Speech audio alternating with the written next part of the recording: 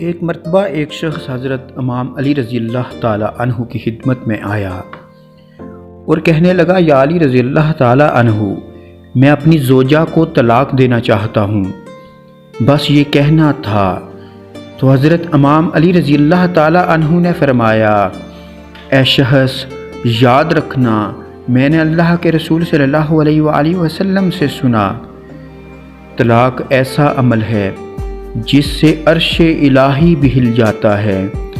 حلال کاموں میں سب سے ناپسندیدہ عمل طلاق ہے۔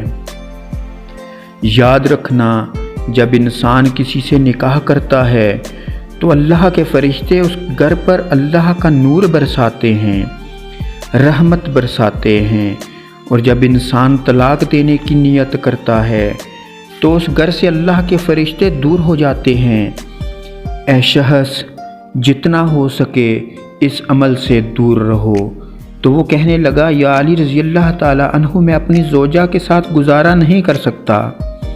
حضرت امام علی رضی اللہ تعالیٰ عنہ نے فرمایا، میں نے اللہ کے رسول صلی اللہ علیہ وآلہ وسلم سے سنا کہ اللہ کے نزدیک سب سے افضل ترین انسان وہ ہے جو کسی ایسے انسان کے ساتھ زندگی گزارے جو اسے ناپسند ہو۔ اے شخص، ناپسندیدہ شخصیت کے ساتھ زندگی گزارنا بھی ایک افضل عبادت ہے۔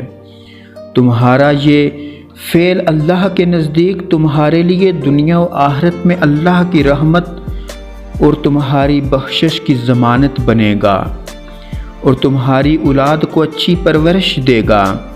یاد رکھنا، اللہ کے نزدیک ایسے انسان عظیم اجر پاتے ہیں جو چھوٹی چھوٹی باتوں کو درگزر کر کے آپس میں پیار اور محبت کے ساتھ زندگی بسر کرتے ہیں، کیونکہ ایسے لوگ عابد، زاہد اور متقی سے 1000 درجے بہتر ہوتے ہیں۔